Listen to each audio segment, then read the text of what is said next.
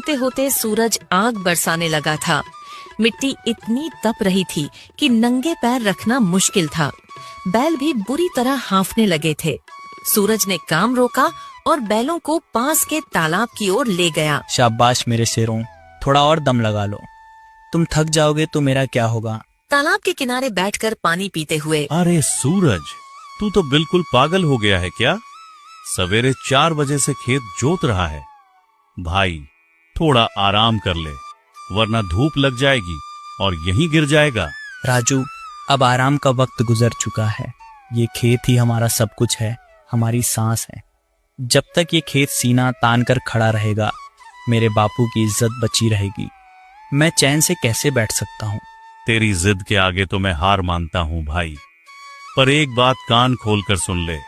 वो लल्लन सिंह साहूकार बड़ा घाघ है। वो इतनी आसानी से पीछा नहीं छोड़ने वाला।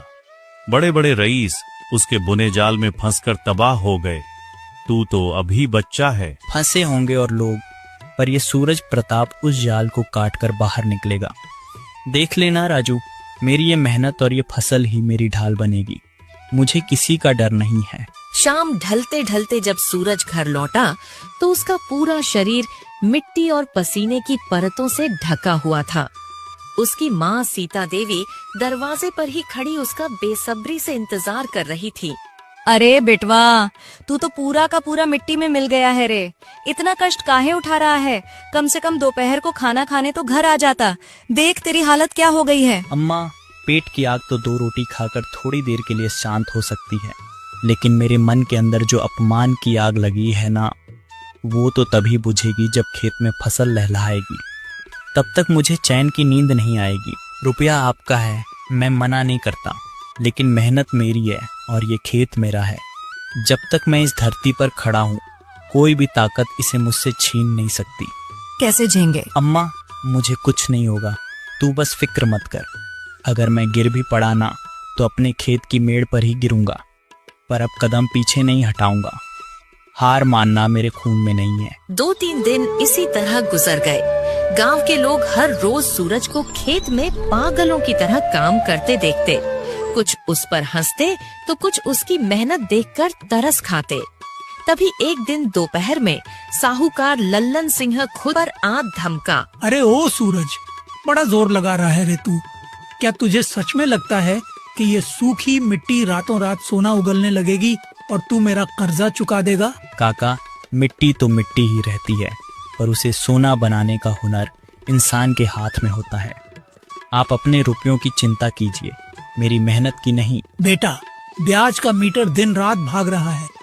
याद रख, अगर फसल हो भी गई ना, तो उसका आधा हिस्सा तो सीधे मेरे गोदाम में जाएगा। तू तो बस खाली हाथ मलते रह जाएगा। देख लूंगा छोरे, बड़ा मर्द बन रहा है ना। याद रखना, ठीक 1 महीने बाद अगर मेरा हिसाब बराबर नहीं हुआ, तो इसी खेत पर मेरा कब्जा होगा और मैं यहाँ अपनी पसंद की फसल उगाऊंगा। काका, मैंने भी कसम खाई है, इस खेत पर अगर हल चलेगा तो सिर्फ सूरज प्रताप का, और पसीना बहेगा तो सिर्फ मेरा। ये मिट्टी मेरे बापू की विरासत है। इसे नीलाम होने से पहले मैं खुद को मिट्टी में मिला दूंगा। बहुत हुआ तेरा भाषण। 7 दिन बाद फिर आऊंगा, तब देखते हैं तेरी ये हेकड़ी कहाँ जाती है। लल्लन सिंह गुस्से में वहाँ से चला गया। उस रात आंगन में सन्नाटा और भी गहरा था। रामलाल और सीता अंदर बैठे बातें कर रहे थे और सूरज बाहर बैठा उनकी बातें सुन रहा था। सीता, मुझे सच में बहुत डर लग रहा है। हमारा बेटा जुनून की हद पार कर रहा है। कहीं ये खेत बचाने की जिद उसे ही ना लील जाए। जी, अब तो सारा भरोसा उसी पर है। आप देख नहीं रहे, हमारे बेटे की आंखों में एक अलग ही आग है। शायद भगवान खुद उसके हाथ से कोई बड़ा चमत्कार करवाएंगे। बापू, आप हिम्मत क्यों हार रहे हो? लल्लन सिंह ने आपका अपमान किया है और मैं उसकी उस गंदी हंसी को इसी मिट्टी में मिला दूंगा। आप बस अपना आशीर्वाद बनाए रखिए। रामलाल की आंखें छलक पड़ी। उन्होंने अपने कांपते हाथ बेटे के सिर पर रखे। अगले ही दिन से सूरज ने अपनी मेहनत की रफ्तार 2 गुनी कर दी।